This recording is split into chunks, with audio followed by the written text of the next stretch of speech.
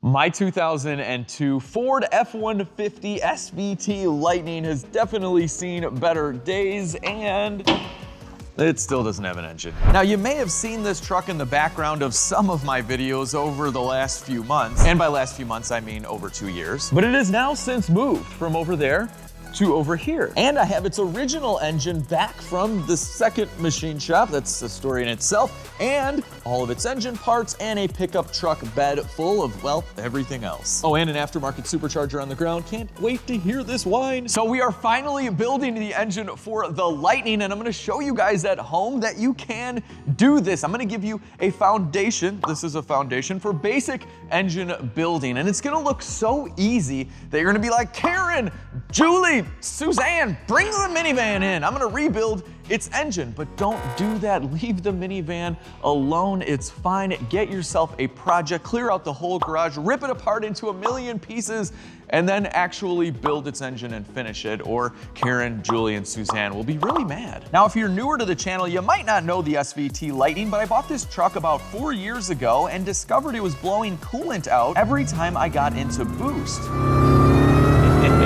I took apart its supercharged 5.4 liter engine to discover a cracked piston ringland. We'll get into this, but that's from detonation, and unfortunately I didn't notice this issue during my initial test drive because I didn't go wide open throttle or get into any boost. The truck ran great as long as you didn't get into boost, and when I asked the previous owner about it, well, long story short, he knew, and I was actually surprised that he had admitted it, and then it dawned on me why he was so particular on the day that I saw the Lightning. He was waiting for the rain because he knew you can't go wide open throttle in a rear wheel drive pickup truck in the rain. But ultimately, when you buy a used car as is, everything is on you. So get a PPI, do your due diligence, ask the previous owner to go wide open a few times, because at the end of the day, it's all your fault and you are stuck with the bill. Don't expect anything from anyone. Now, my sadness quickly turned to excitement, realizing that now I get to build a forged engine. So I sent the engine out to a machine shop while I restored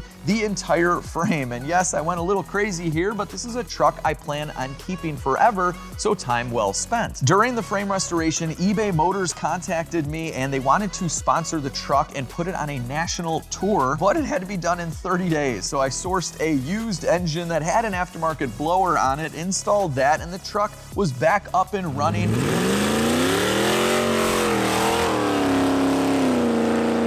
I lowered it, installed some chrome Lightning wheels, and the thing was looking just perfect. It went all around the country to different car shows for about 3 or 4 months, and unfortunately, when the truck came back from its eBay tour, the engine still wasn't back from the machine shop. I'd called every couple of weeks to check on it, kept on getting the runaround. As soon as I'm through sitting here having some coffee, I'm gonna start working on them. So I showed up one day to find out they had lost many of my new parts. It was horrible, so I was lucky to just retrieve the block from them and a few little things, and off to another machine shop it went. But that's all in the past, and now we gotta get to work, and we're gonna start this off with a paint job.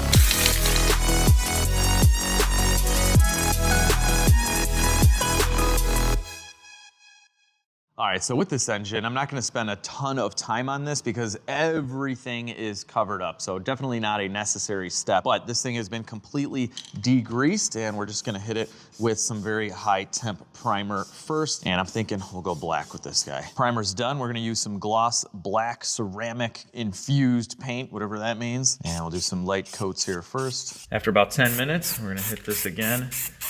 And we're getting into our wet coats. It's gonna start to look real nice and shiny now. I'm on the final coat. Look at this engine block. It looks so, so good. It's the next day. Our engine is dry and looking pretty. So let's get into some engine building. We are gonna be taking a ton of different measurements, and I'm gonna show you everything you need to know to assemble a short block properly so you don't end up, with a piston that looks like this. After pulling the tape off the engine and exposing our cylinders, my first step and my first measurement is ring gap. My first step in measuring our ring gap is using a piston ring depth setting tool. And after you've set each leg, it should fit in nice and snug like this. Now, there are a few different ways to destroy a piston. You can do this with bad gas, high ignition timing, too lean of an air-fuel ratio, or too much boost. And all of these increase heat and cylinder pressure pressure, and when that happens, the pistons can literally start to melt, which is what you see here. Now, when you get to this point, and especially with an engine with stock piston ring gap, the ring gap can touch like this, and because of expansion with heat, it'll have nowhere else to go, and so it'll push out and bind in the cylinders, and when it does,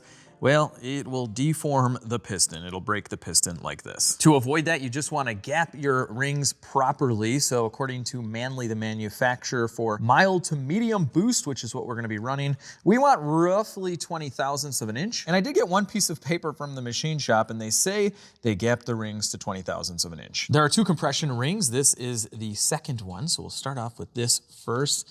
We're just gonna drop it down in the cylinder, push it down with our depth setting tool like that, so it's nice and perfect. And see that gap right there? We have a 20 thousandths feeler gauge, should go right in there, and it does, not too loose, not too tight, that's perfect. And we're gonna rinse and repeat here with our top ring. Push it down, feeler gauge going in, we're good. That's 20 thousandths ring gap. So you're gonna wanna go around to every cylinder and measure your ring gap, preferably with all of the rings. And in my case, everything measures out perfectly fine. And just to give you an idea, on a stock Lightning, the ring gap is between 8 and 10 thousandths. So we're opening it up to 20 thousandths, so double that. And that's gonna allow us to run, higher boost levels with higher cylinder temperatures without any of this meltdown funny business. Now this is kind of neat to visualize what 1/1000th of an inch actually looks like in the real world. A piece of paper is 4/1000th of an inch. They say human hair is about the same as paper, which means that mine is probably 2/1000ths of an inch, but that's a discussion for another day. And check out how close the spec is on the cylinder bore. It's plus or minus 5/10,000ths of an inch. And if you guys need a little refresher, I know I do every once in a while, the number to the left of the decimal point would be the ones, then tens, then hundreds, then thousands. So the third number is the thousandths.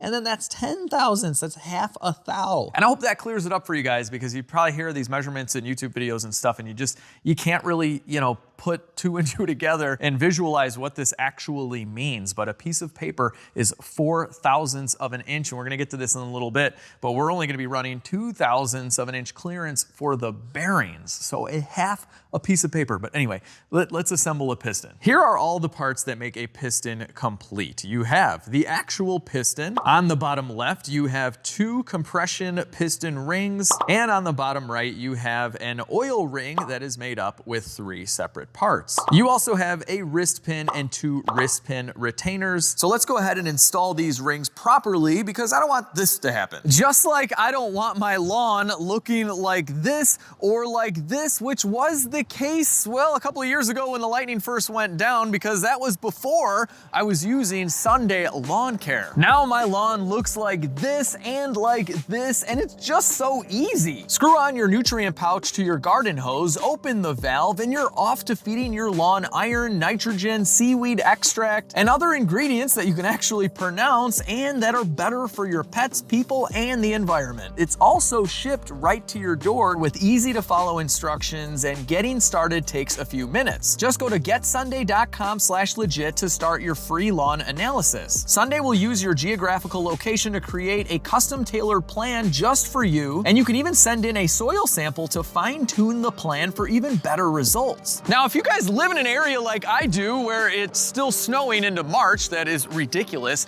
do not worry, you can have a nice lawn too. I never thought I would have a well-manicured lawn because of the snow, but each and every year it goes from looking like this, a snowy mess, to what you see right now, and in a couple of months, it's gonna look green and perfect. So spring is the best time to get started with this, so click on my link down below, or go to getsunday.com/legit and use code LEGIT25. That's gonna get you 25% off your very own first custom lawn care plan. So with that, let's build some Lightning engine. When you buy piston rings, usually the manufacturer will give you a guide on how to install these, but generally speaking, you'd wanna offset the piston ring gaps so you don't get blow-by. First up, we're gonna install this goofy looking guy. This is called the oil expander ring, and it fits into this larger bottom groove. And because of our diagram, we know that the gap has to be right around here. And now we can install our oil control rings. And there is a special ring installation tool that you can use. You can also do this stuff by hand. Just be gentle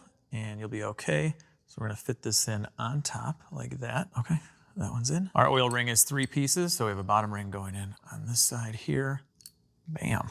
There we go. All right, cool. Now, if while you installed these, you messed up the orientation of the gaps, that's okay. You can use something plastic like a straw to move this around, and you can hold them. Also, just kind of get your fingernail in there and they'll move independently as well. So I've ensured all of our gaps are in the proper orientation, and before final assembly into the engine, I'll just double check each one of these. So we have the oil ring in the middle part. The expander's job is to expand out to put a little bit of pressure on these 2 oil rings. That way they seal up and control all the oil that's going to be on the bottom side of this in the crankcase from going up. We don't want that. Next up, we have our 2 compression rings. This is the top, and a lot of these will be marked. You can see here, top side, and there are other indications depending on the brand you go with. Some rings will have a little dot, and according to our instructions, this dot goes up. But let's install our second ring first, which is the one with the dot. They want the gap to face the bottom, and we'll slide that on down. Bottom ring is in, and this is easy to move around if you have to later. Now it's time for our first compression ring. First is last in this case.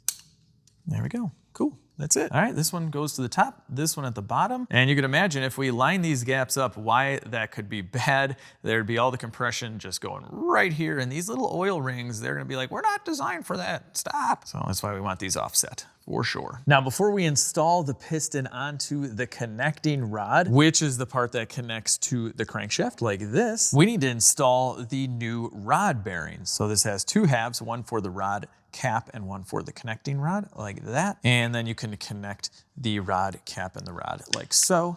Snap it in. And you'll notice there are numbers here that need to line up. So you don't want to flip this and have one with a number and one without. Our next measurement is rod bearing clearance, which requires us to apply oil to the rod bolts and then torque them to spec with the rod cap in place, and definitely use a vise for this. Now, the reason we torqued this down is because we need to take the measurement of this inside diameter, and believe it or not, torquing it will make a difference, especially when you're talking about very, very small tolerances. And so we're gonna measure the inside diameter and the outside diameter of the connecting rod crankshaft journal. So these are the wider ones because they fit 2 connecting rods. You can see I have one of them in there right now. For this, you're gonna need 2 tools, a dial bore gauge, which is this guy here, and a micrometer. And for this, I'm gonna show you the old school way because I ordered a $180 digital micrometer, a fancy one for this video, just to show you guys with a screen, and it won't light up. It doesn't work at all. So we're going old school, but honestly, this measurement doesn't really make a huge difference right now. So I am installing forged rods and pistons, but this is the stock crankshaft from the Lightning, and this was a known good working part, and it was just polished at the machine shop, so they didn't take any material off. And so right now what we're gonna do is get our micrometer in here to take a measurement. And this is definitely something that involves a little bit of experience. You kind of got to get the feel for it, but what's nice is a lot of these micrometers have a ratcheting feature. So if you crank down on this to bring these 2 together, you can skew the results. So you want this right in the middle, okay? And you know you're doing pretty good if this is loosely on there. If it kind of falls off, you're in good shape. All right, now we're gonna go ahead and lock it in. That way when we remove it, nothing moves. Now that we have our outside diameter measurement from the crankshaft journal, we need to zero out our bore gauge. So this is a bore gauge, and you can see here when I push this down with my finger, it moves like that. Now there's many different size anvils that you can use depending on what you're measuring. So I'm all set up here. It's just a little bit of experimentation on which one's gonna work. This part can be a little tricky, but you're gonna want to put this in between your micrometer. And then while you're holding it like a ninja, you're gonna zero this out.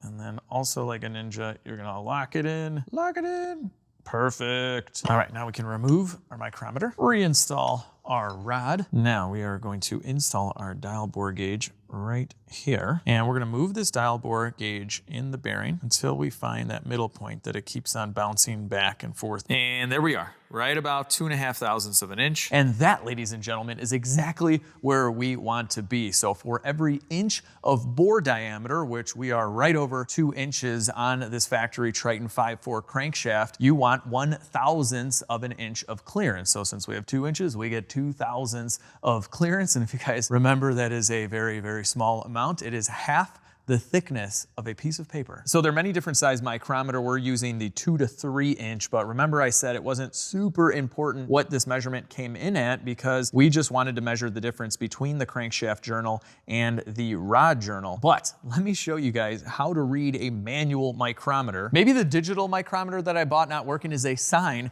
that I need to show everybody how to read one of these things because I know it can be very intimidating, but it's actually super easy. So I'm gonna show you this in a few seconds and then you can teach everyone you know and we will spread the word all around the world on how to read a mic. And then one day, people will be walking around with these things in their pocket, just measuring everything. Okay, so check this out. We got a 2 to 3 inch mic. This part here that you turn is called the thimble. This is the sleeve. So you can imagine if we drew this in a little bit so that it lined up perfectly with 0, we'd be at exactly 2 inches. But we are past the 0, but not yet past the 1 mark. So that means we are starting off with 2.0, and then each one of these little lines here is 25,000. So since we're not quite at the 1, we know for sure we have 25, 50, 75,000. So far we're at 2.075, but we have to add the number that shows up here. So this is a little bit past 11. So 2.075 plus 11 is 2.086. And then to get down to the real nitty gritty measurement, we wanna see which one of these lines up perfectly. And I think it's gonna be the 3. Yeah, the 3 lines up perfectly. So then we can add that all the way to the end of the number. So that means our crank is measuring in at exactly 2.0863 inches. That's the size of the journal. And that is absolutely perfect. This is what it should measure in at, and we're right in between these numbers, so we are good. So my measurement came in pretty much exactly the same as the machine shop, and the rule of 1/1000th per inch of journal size is just a general rule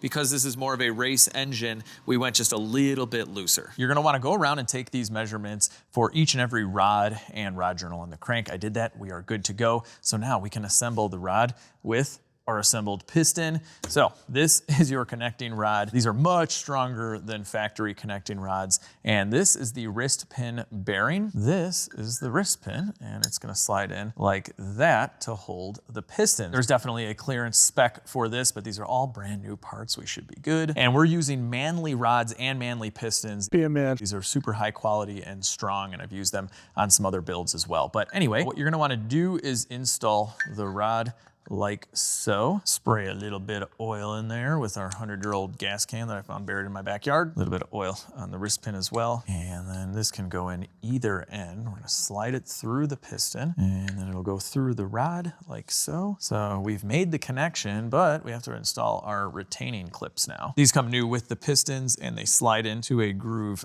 right here. We'll just kind of push that in with our hands. Pretty tight squeeze in there, but eventually you'll get this thing in.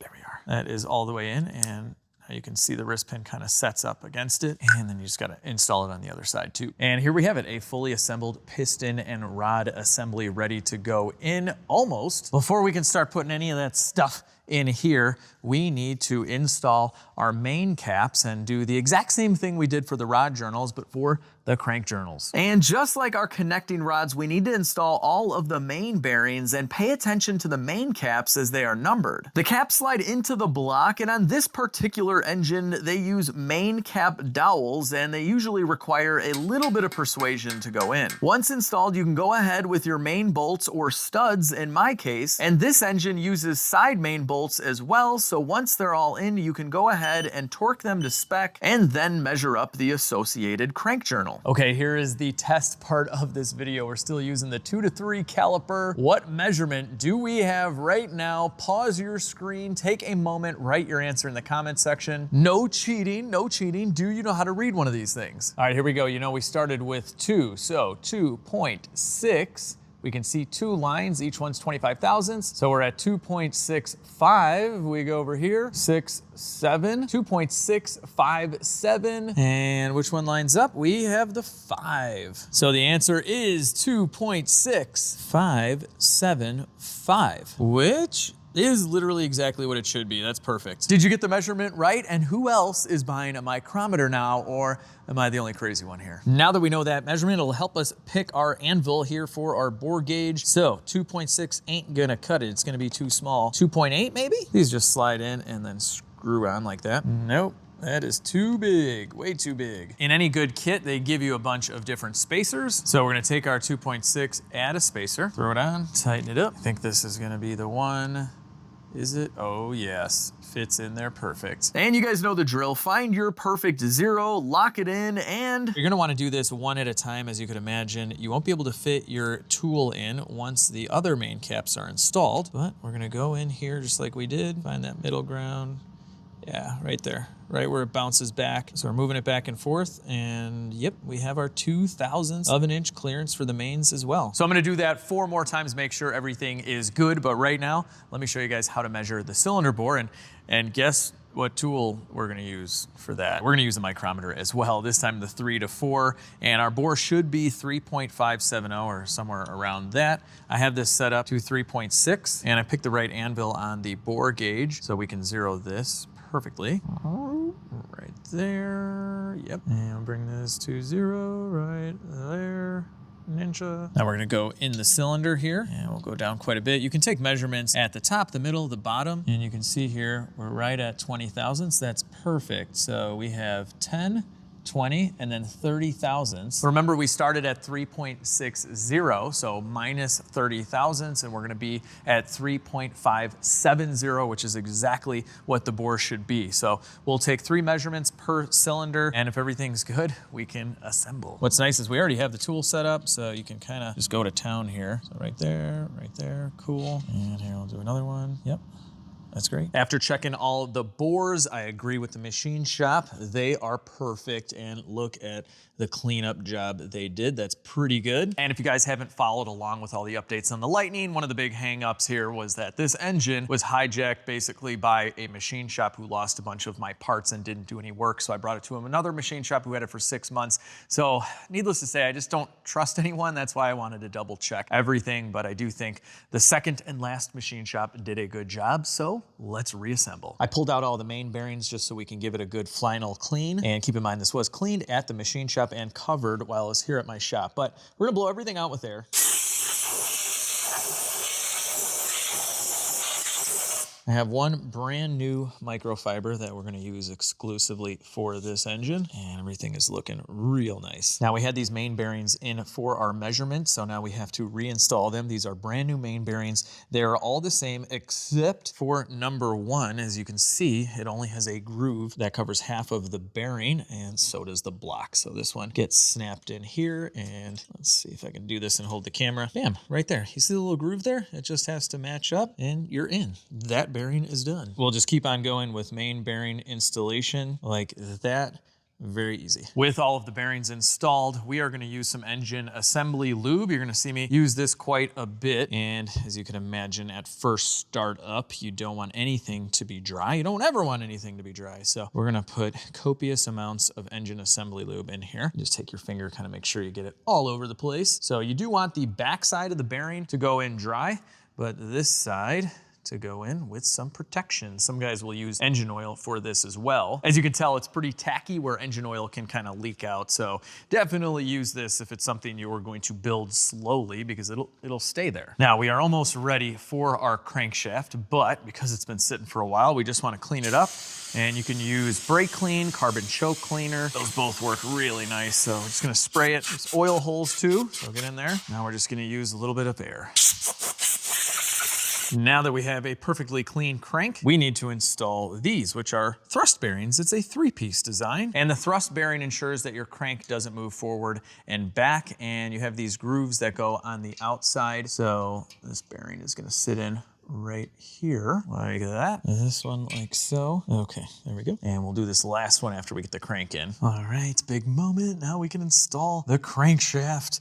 Be careful, take your time, and it'll just rest down on top of the bearings like that. With the crank installed, it is time for some studs. No, not me and all you guys watching. I mean main studs, and we're using ARP hardware for everything. So this is gonna be much stronger than the factory stuff, and it's reusable. So I did buy this all new, but it looks used, well, because the machine shop needed this to line bore the engine. They want all of the hardware and all of the caps and everything. They need that stuff. What's cool is that some of this is already coated with Moly Lube. We're gonna use a little bit more. We'll talk about that in a minute. Very important. But for now, we're just gonna use a little bit of regular engine oil just on these threads here that are gonna go into the block. And I already blew all of these out with air before the crank went in. You don't wanna do that later in case there's anything in there that'll, you know, you wanna work in a clean area. So now we are going to install our main studs like so. Now when installing studs, you don't actually have to tighten these. You just want them to bottom out. So you're supposed to just install them by hand. I use this tool just to make it easier, but as soon as it's bottomed out, you're done. Also, if everything's clean, the oil isn't 100% necessary.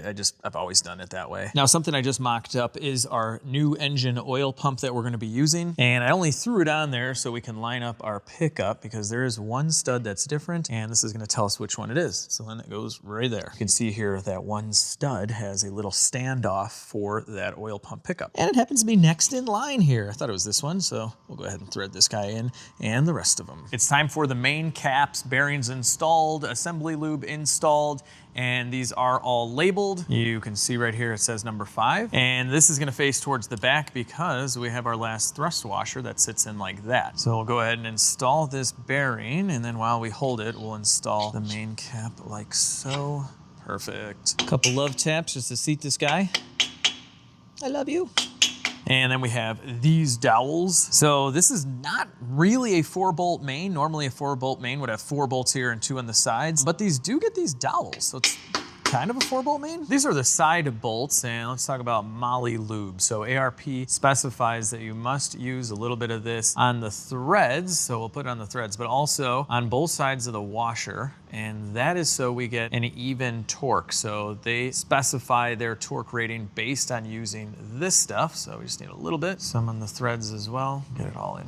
All right, cool. And so we're reducing the resistance when torquing so that the value is accurate to how they designed the hardware. All right, ARP side bolt going in, and we'll go ahead and get all these caps and the nuts on. And we're putting moly lube on the threads for the studs as well. And both sides of the washer. Don't forget, we gotta reduce friction. Take your time installing all of the main caps and double check your number before installing each one. I like to install all of the main hardware by hand first, and when I do, I try to look as cool as possible. Right now, all of the ARP hardware is installed and just hand tight, and we're gonna do these mains first, and eventually we're gonna get to 60 foot-pounds, but I'm gonna do that in 3 stages, 20, 40, 60, and then these are 45, so let's click away. Now, when you're torquing the mains, I like to go inside out, meaning that we're gonna start in the middle and then kind of work our way out.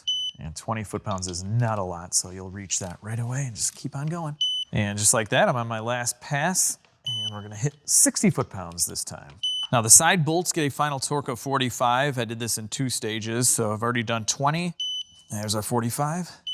There we go. Now, if we did everything right and there's no issues, this should spin easily, which it does. If you hear any kind of grinding, if there's any binding, you gotta unfortunately take everything apart and see what's going on, but this is great. These bearings are moving around with only 0.02 of an inch of clearance. That's crazy. It's time to complete our rotating assembly with the pistons and rods. And I have the engine flipped over, and I'm gonna get a little bit of oil in these cylinders, just squirt it in like that, and then just, you know, get in touch with your engine, literally. Just kind of spread this oil all over. We're gonna coat these cylinders real nice. Now, even though we just assembled these, I'm gonna spray them down and clean them one last time. A little shop air. And then honestly, I just like to go through with my eyeballs and just look at everything, make sure, especially the oil ring, the middle expander is not overlapping. It's very thin, and that could get messed up. And then right before they go in, we're gonna double check our gaps. But yeah, this is looking good. Let's do it. Hello. With the piston ready to go, we want to protect our cylinder wall from this rod.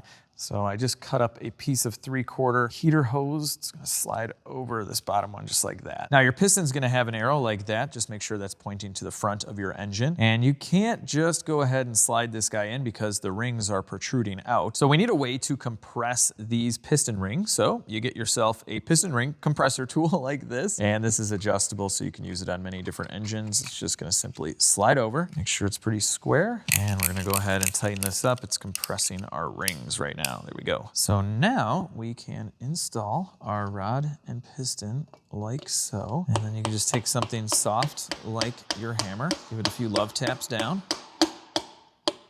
There we go. Our pistons and our engine. Yes. I always like to do the adjacent cylinder next. So this is actually cylinder 1. We did cylinder 5 on the other side.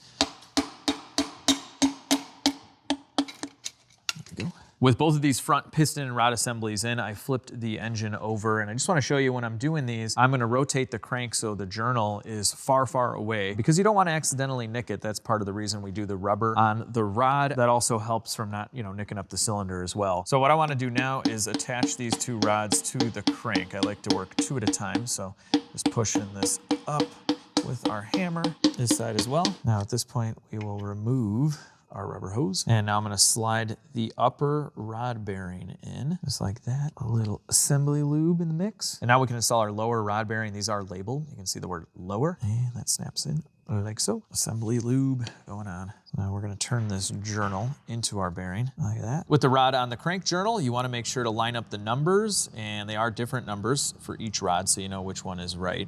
And so there's no numbers on this side. The numbers are on the other side. And we'll put this on like so. Squeeze it together with your fingers as best as you can. It's time for our ARP rod bolts. They specify to use 30 weight engine oil and not the moly lube on the threads. So we'll do just that. They don't say why not to use the moly lube, but if they used motor oil and that's where they got their torque values, I'm gonna do the same thing. And that's actually what the machine shop did when they measured some of these as well. So I think we'll be good. Before we torque, I like to get the other rod in the mix. And we'll put this cap on as well. All right, with both of them installed, we're gonna go ahead and torque to 60 foot-pounds. You guys ever do the old, I don't know why. Why does everybody do that? It's not even that much. 60's really not that much at all. You gotta drop your oil can while you're torquing. Yeah, oh my gosh, that almost fell too. Here we go. All right, cool. Perfect. We have 2 cylinders done, and I always like to rotate it. I'm gonna do that anyway to get this journal kind of out of the way. We'll do this one next. It's good to rotate by hand every time just to get a good feel for everything. But we're looking good.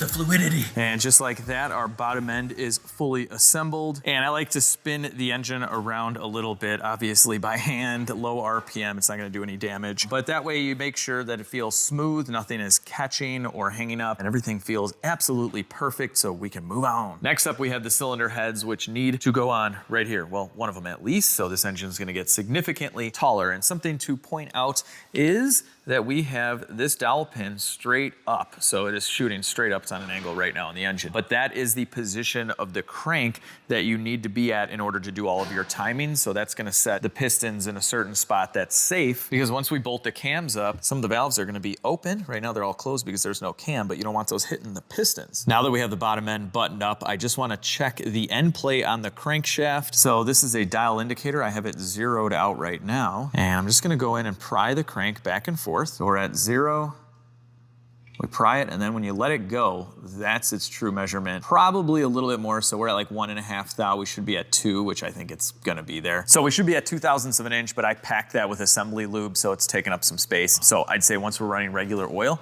this is gonna be good. 0.02 clearance back and forth. That is absolutely perfect. Since this is a 3-piece bearing and it's not built into the main bearing, you will see a little bit of movement here. That is normal. Just make sure to measure that end play. The surface is clean. We're gonna give it one last shot of the old brake clean too. And just make sure it's free of all oil.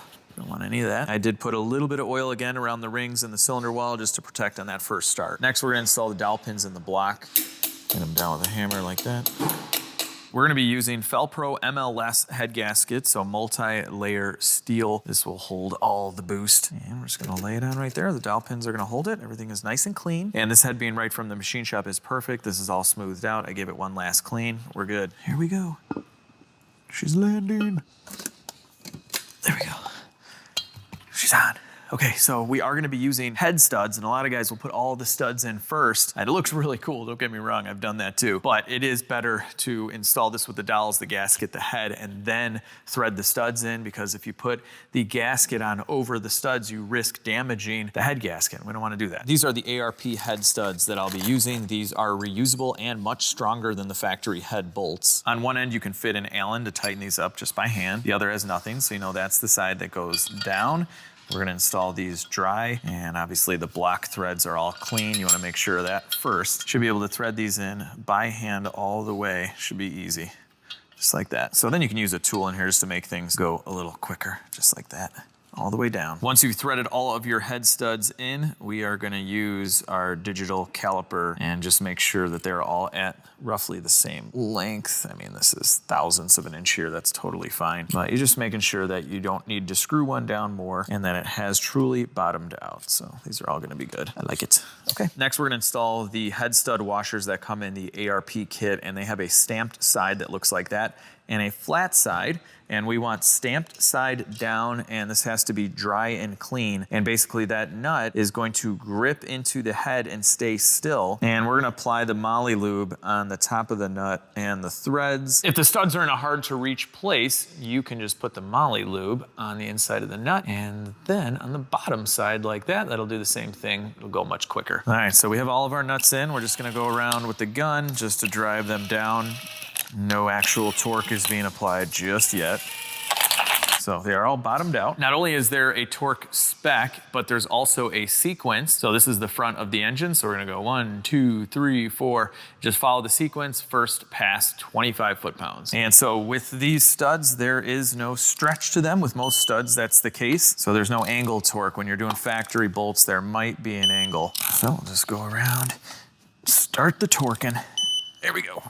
All right, so I did one pass at 50, and now we're on our final, which is 70 foot-pounds. It's number 4, this is number 5. And we got 10 studs, so we're almost done. Our driver side cylinder head is all torqued, and now it is ready for the lifters and the cams. And we are going with a little bit more of an aggressive camshaft here. So here are the specs if you guys are wondering. This thing should definitely chop.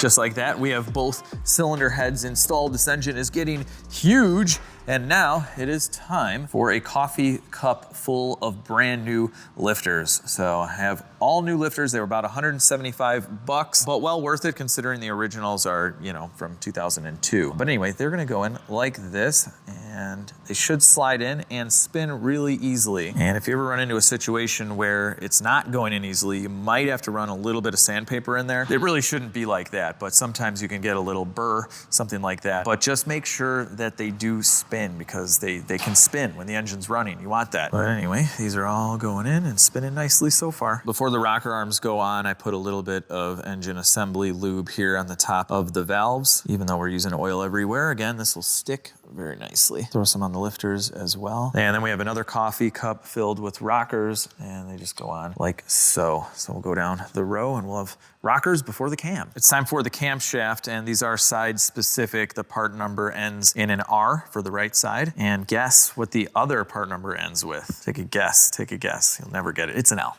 It's an L, left. Yes. Anyway, assembly lube going on. The front of the cam has the threads, and it will eventually thread a cam bolt into for the gear. And we just install like so.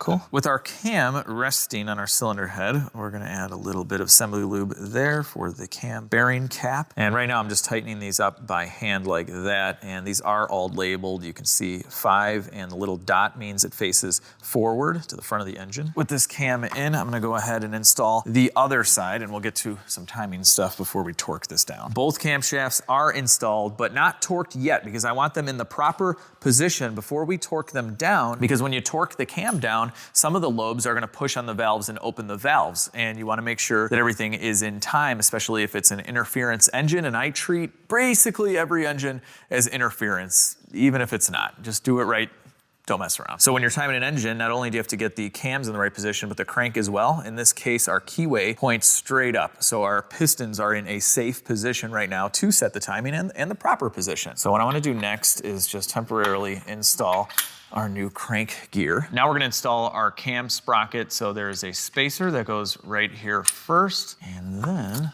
that's keywayed like that. We're eventually gonna Loctite and torque this bolt, but for now, this is just for some mock-up. Now, if you notice on our new timing chain, we have one shiny link here and two shiny links at the top. So we're gonna slide our chain over, and if you see there's a dot here, and so that means that link lines up with the dot like that. And then we have our two shiny links here, our dot right there and right there, and we'll get our chain right over like that. The cam sprockets are labeled, so this one is left, and this is the pickup on the left side of the engine for the cam sensor. Now that we have the cam set up, we can start to tighten up our cam.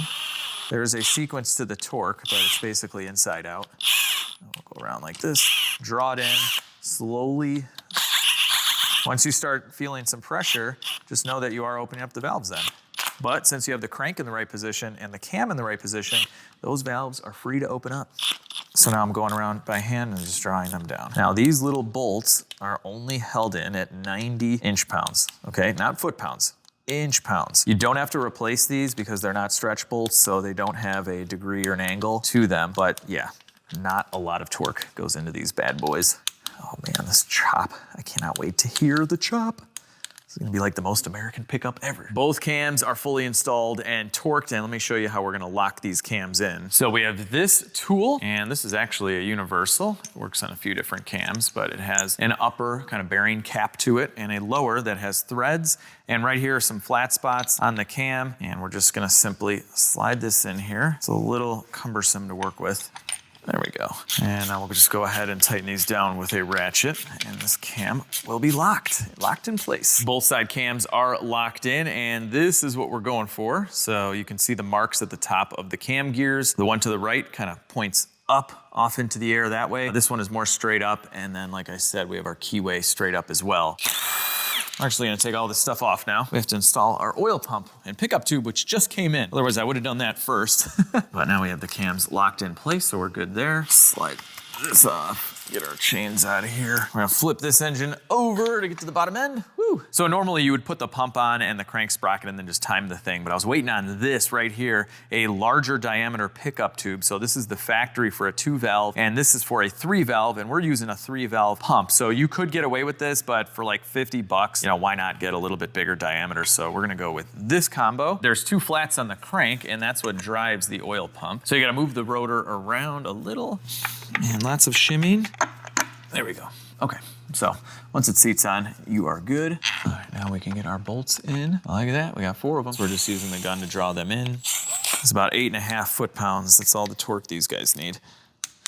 Okay, there's our oil pump. Before we can install our pickup tube, we actually have to shave down this pedestal. You can see here, it's 1.47 inches, and we need to bring this down to 1.40. That's for the instructions for the ARP mains, and you have to do this because it'll set the pickup at a different angle. They tell you, knock out 70 thousandths. We're at the grinder, and we're gonna grind it down until we're at our measurement. We'll check often. I got that pretty close. That is really good. Without a lathe, it's impossible to get this perfect, but this is really, really close. So this is gonna work just great. Let's get this pickup on, and then we can wrap up all the timing, get that all set up. We're moving on, we're getting there. Now we can install the pedestal onto the stud on our ARP main. Go all the way down. I tighten this up by hand, and now with a little Loctite, we're gonna install our new hardware to hold it in. Before we fully tighten that up, we're gonna line up our oil pump pickup tube with a new O-ring that is lubricated right into the oil pump, and we'll get our bolts started there as well. So 8.5 foot-pounds on these as well. I have this all snugged up, so we are good. We have our GT500 oil pickup tube. This is a GT500 pump as well, but it's modified for even more flow and everything, so we have oiling down.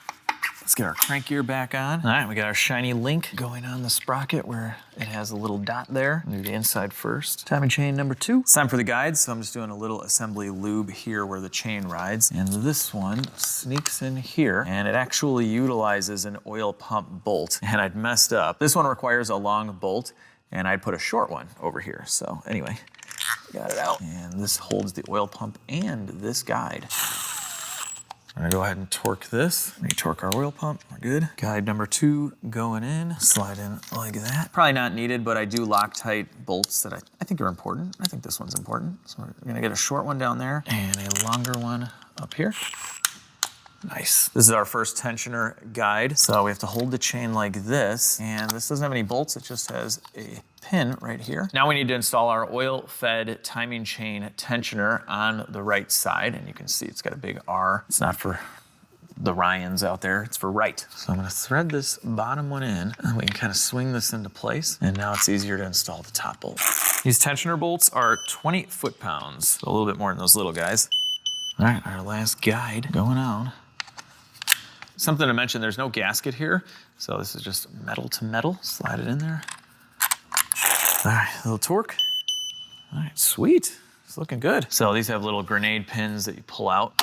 Okay, and so there's a spring inside of here, but these do need oil pressure as well. So don't be alarmed if there's a little bit of slack. That is normal because this thing hasn't pumped up yet. Before we can put the front timing cover on, we need this reluctor wheel. This is for the crank sensor pickup. It says front right here. It's keywayed. Can't mess this up outside of, forgetting to install it. There you have it. I did put Loctite on the cam bolt threads, so we're gonna torque these. All right, that's 90 foot-pounds, quite a bit. And that's why we have the cam locking tool in there right now. All right, there we go. Timing's done. And just one more look for you guys that are timing your own Triton V8. You have this one straight up. Same thing with this guy. This one's off at about the 1 o'clock position. Our cam locker tool's removed, and I always spin the engine by hand. Just make sure, no valves are hitting pistons, you didn't mess anything up. I always love to double, triple check timing and operation of the engine as we keep going with these steps. You never know. This is feeling perfect. We are good. This is awesome. I can hear these cams just chopping away right now. I don't know, it kind of sounds like a Ford. Hang on, you know what? There's something I wanted to show you guys, and that is this tool to set the crank. So if you guys watched my way earlier video when I took apart the original Lightning engine, the timing marks actually looked like this, and that's because I set the keyway to 11 o'clock instead of 12 o'clock like I showed you guys now. This tool is just so cheap, it's painted, you can't really hit it on that far, but if you do get a good one of these, it's supposed to line up with that dowel. If you look online, there's instructions on doing this both ways. So here's the 11 o'clock, and here's the 12 o'clock like we did. Ultimately, as long as those shiny chain links are all lined up, you're gonna be good. So you can pick whether you wanna do the 11 o'clock or the 12 o'clock method, and then just make sure it's in standard time, not Eastern or Pacific. I'm just kidding, that doesn't matter. It's time to get some covers on this engine, and this is what the front timing cover looked like. Pretty nasty from many years of oil leaking. And this is what it looks like after blasting this with the pressure washer and some degreaser. But we gotta paint this. I mean, we're gonna see a grand total of maybe 10% of it once the engine is assembled, but it's gonna be a nice looking 10%. So right now I'm just shooting it with a little bit of high temp primer. We're gonna go satin black, so we'll do our first light mist coat. And yes, I did leave some of the bolts in there. So these will be painted, and then once everything is torqued, they'll be touched up. It'll look great, trust me. So the lower intake manifold on the Lightning was already painted black, but it just needs a little touch up. I've already degreased everything. And we'll do this in satin black as well. Oh yeah. It's gonna look sweet, so we will see a little bit of this stuff, just a little. Once the coils and injectors and all that are there, it covers up a lot. After 2 coats on the lower intake, it's looking pretty nice. So we can start going with the heavier coats now on this front timing cover. Oh yeah, it's gonna look great. So here's our oil cooler assembly. It's pretty massive, and this holds on a few different pulleys and tensioners. These would normally be like a cast aluminum color, so I cleaned them up, and we're just gonna spray them that so they look new again. Look at that, it's so cool. The fuel rails in the Lightning look nasty. They're basically chrome, but they have a nice coating of rust, and we can't have that with everything painted, so I'm gonna see if I can restore these with a little bit of Scotch-Brite. So a lot of times this is just right on top. Yeah, that's looking much better. Let's see this part of the rail. Oh yeah, this is gonna look great. Mint. So a lot of that rust was just hanging out kind of on top, but the chrome is not actually pitted. That's great. It's the next day. Everything is dry that I painted, looking pretty. These parts as well. New Motorcraft coils. We got a lot of good stuff that need to go on here. So let's make this thing look cool. Before the front timing cover goes on, we have our front crank seal. These seal drivers are key to doing this right. I went with a little bit of a bigger driver now. All right, looking good. We're gonna put a little bit of RTV basically right where the head and the block meet at the head gasket. Just right in there, clean it up a little. This side too. And you got 2 sides on each head gasket to do. So a total of 4. We also have a new gasket here, and this guy's ready to go. Ford's nice, they give you some dowel pins, so you can line this up really easily. Plops on just like that. Sweet. And then we'll start installing a lot of bolts. Pretty big bolts for a front cover, I must say. Ford tough though, right? Right. Now we'll tighten all these up. Many of these are different sizes. Luckily, I looked back at my old video. Like, okay, I should go back to that video. These are bigger. They're seriously crazy. Like, look at this. These are 13s. These are 18s. I think these are like 21s. Ford, come on now. So we have our rear main seal in, but this is supposed to be slightly recessed, and I don't have a cup big enough. Like these are just, they're too small, so I don't know what I'm gonna do here. Huh. Does this work? Sunroof grease? No way. Wait a minute, guys, wait a minute. This is like the perfect size. I just need to hit it evenly, just a little. It did it. No way. Hold on, let me do a little bit more. Oh my gosh, that was great. Look at that, that's all we need. So it's beveled, we need the seal to line up with the bottom of the bevel. So it's just slightly recessed. No way! Mercedes-Benz sunroof grease bottle. I am never getting rid of this, guys. I will be buried with this bottle. This is great. It's a Ford rear main seal installation tool. Now we can install the rear cover. This is sealed with RTV, which kind of stinks. Just give me a gasket, you know? What a mess. Anyway, I flipped the engine upside down so we can get this better. There is an installation tool for the rear main seal. Just kind of slides over the crank. But you can do this with your hand. Kind of slide it around there. A little shimmy. And then this also has dowel pins. So there we go. Rear cover's on. Let's get some bolts. New gasket going on the oil pan. This clip on. Oh, sweet. It clips on. I'm gonna do a little bit of RTV here in the corners. Oh my gosh. All right. Love and hate with these guys. You can't be too trigger happy with these. Okay, there we go. We're good. Perfect. Check out how nice this oil pan is. Oh, brand new. Right off the assembly line. The Alex assembly line. Oil pan is all done. It's time for the water pump. This has an O-ring. And we just pop it in like so. Stay. I said stay. Sometimes you gotta hold stuff with your leg. I've installed new O-rings on this tube right here. I also installed a new knock sensor because they're a pain in the butt to get to. And this coolant tube goes in like so, and it bolts to the back of the head like that. Found some really nice gold bolts. We're gonna go with the gold here. There we go. Before we put the lower supercharger plenum on, we have to plug in this coolant temperature sensor, and I just want you to take a good look at this right here. I totally lost this little sub harness, and I had to get this connector from the parts store. It was $60, but if you look up this sub harness online, Ford wants $1,500 for a 2-wire, 2-connector harness that's a foot long. And then everywhere else is like $900, $800. It's insane. It makes absolutely no sense, but here it is. Don't lose that part of your car. I did. But anyway, goes somewhere over there. Check out this beauty right here. It's from a company called Tough Stuff. It's a 150 amp alternator. So there's a couple of bolts here that we use to rest it on. Stay. We got some brand new lower intake manifold gaskets. So now this can go on. This engine's getting taller. Oh, this is so crazy. So this bracket holds on the alternator from the top too. You don't have to take this off to do the alternator. You can just do the bracket, but you know, many different ways to skin a cat or build a Ford engine. Woo! That's looking good. We got a new thermostat going in. This is the seal for it. And these 2 long thermostat housing bolts hold the intake down as well. Water to air intercooler is going on. This is a Garrett part, as you can see here. So a lot of guys do replace these because they leak eventually. This one came with our aftermarket Supercharger, and it looks really nice and newer, so it was probably already done. This guy takes some massive Allen bolts. Not a nice sound. It's like nails on a chalkboard. Actually, hang on, it's been so long since I had this apart. I have like 2 of everything from the used engine that I got before. Yeah, maybe that is a completely aftermarket intercooler because that's a nice chunk of billet, you know, by Garrett. This one has Ford stamped into it, so cool. We got an upgraded intercooler. I'm pretty sure it looks expensive. 2.3 liter supercharger going on. Oh my gosh. That looks good. I love it. Wow, that is awesome, guys. Seriously, this is a unit. Woo! welcome to your new engine. This is an older blower, but it's gonna have a new life now. Look at my Lightning. Next, we have the oil filter housing, and this gets a nice gasket here for coolant. I'm just gonna slide over this stud here, and we'll throw this nut on there, and lots of bolts.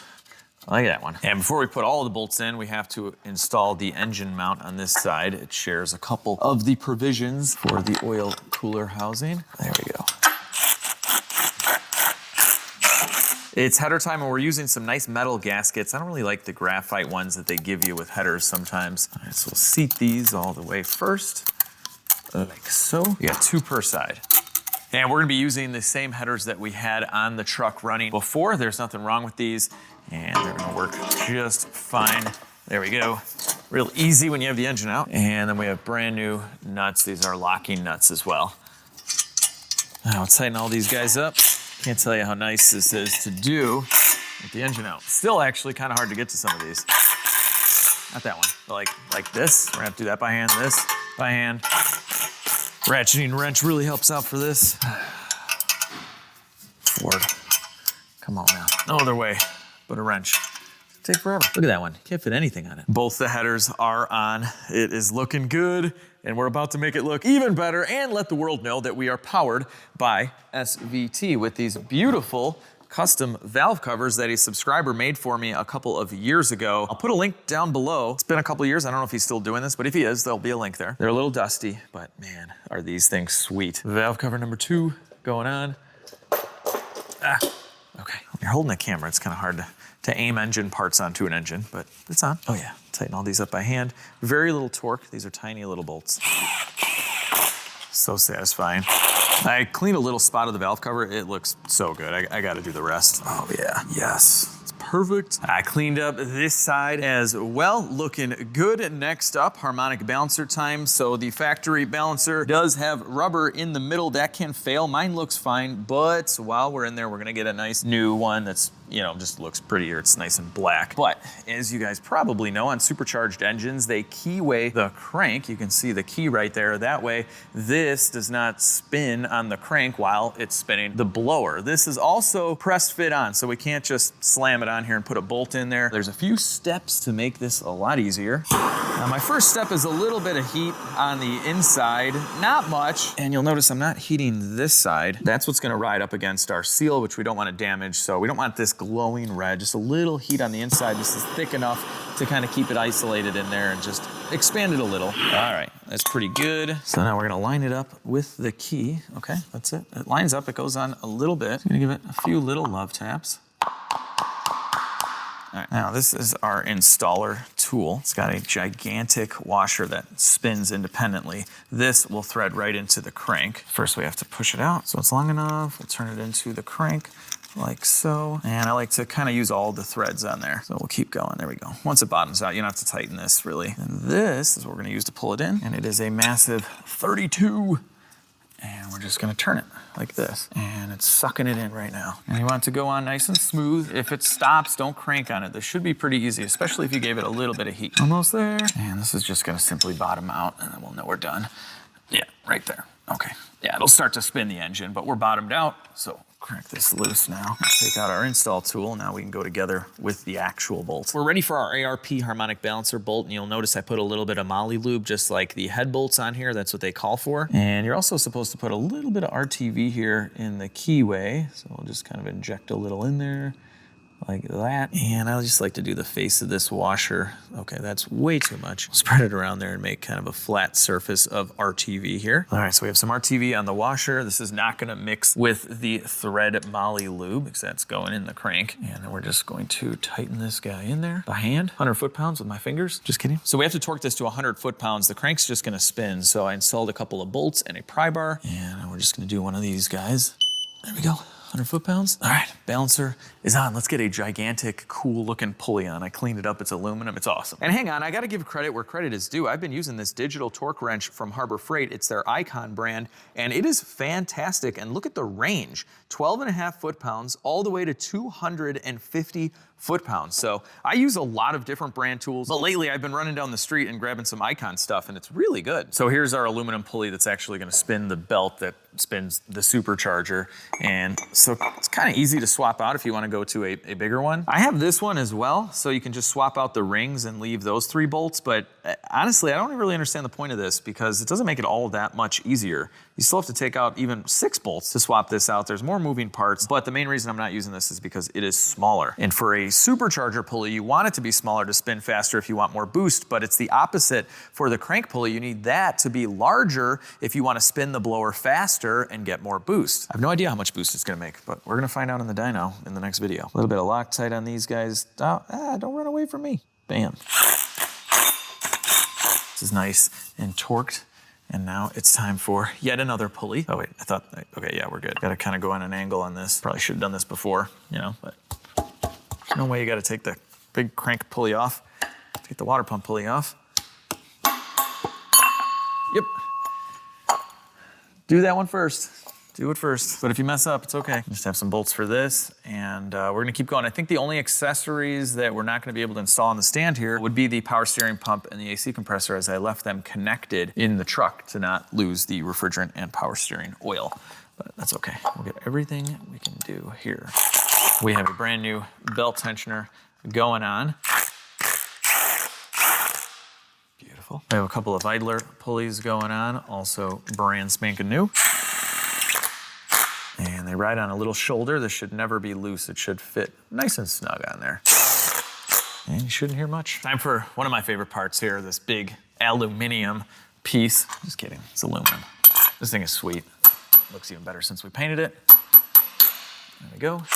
Bam, so pretty. And yet another tensioner. There's lots of tensioners, I gotta say. Made in Canada. Any Canadians out there watching?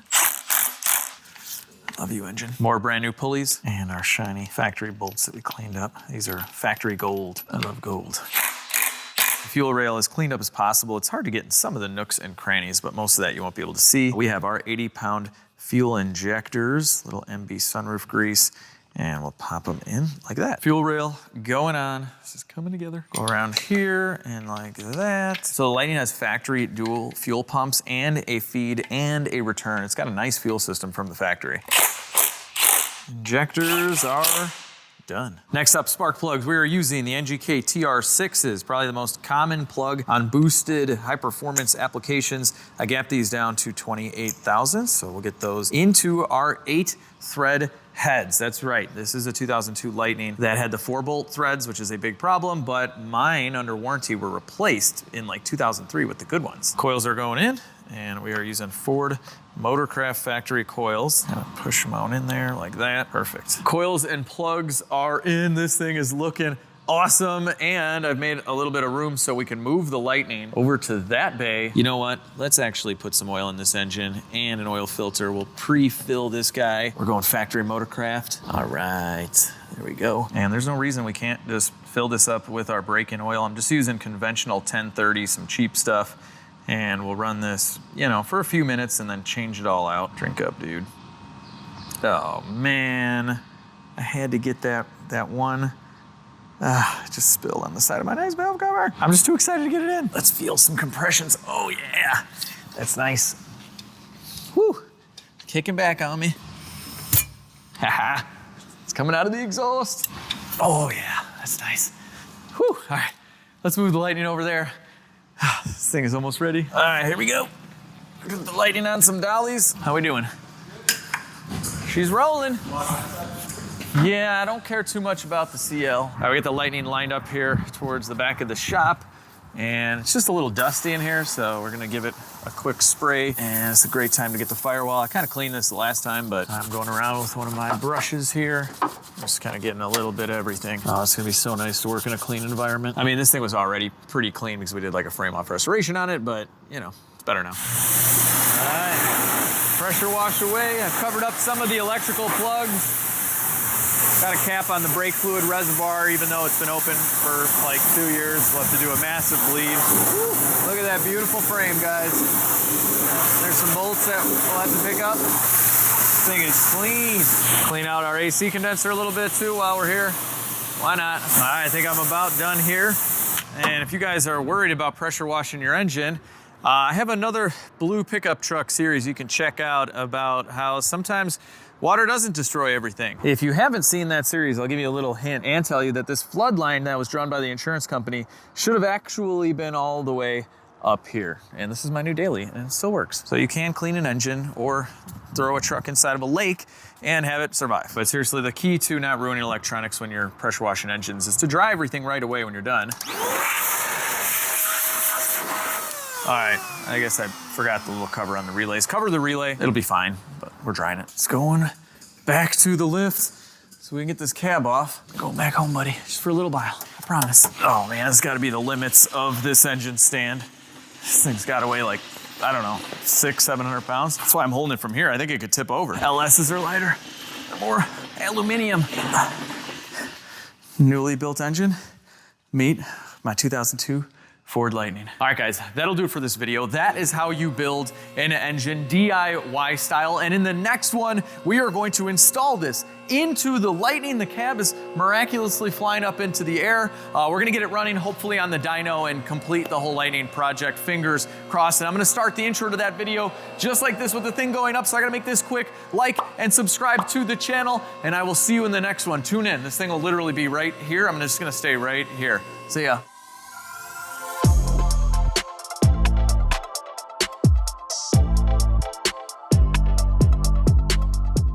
And I have its original engine back from the second machine shop. And so we are finally building the engine. So we are finally building the engine for the Lightning. And I forgot what I was gonna say. So we are finally building the engine. It's the next day and our engine, all the paint is, our engine is dry. Simply by putting the ring in the cylinder. I don't know what word that means, but cylinder is not a word. All right. Now there's many different sizes anvils. Now there's many different sizes of anvils. Yes. Be in frame. Everything in frame. Now that we measured that our crankshaft to rod is good. Oh wait, no, now we gotta assemble. It's pretty tight. And then we're gonna take our lower, now we can install our lower rod bearing. And these are labeled. And now we can install our lower rod bearing. These are labeled. And they went in real nice, pretty, lax. And then we have another coffee cup full of oil with our rocker arms that I'm about to drop. Okay. Both camshafts are on, and the reason I haven't torqued these just yet is because I want to put them in the proper position. Okay.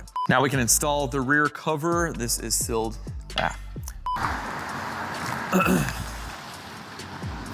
To what? Can you see the lawn right now? Planes. I hate this area. I'm moving to the country. I'm just trying to film a promotion to pay for broken cars. Not like this though. The old flood line she's still trucking. I got the door panel wet a few days ago and I was like, ooh, I better wipe this. And I'm like, wait a minute, this thing was in a lake. Anyway.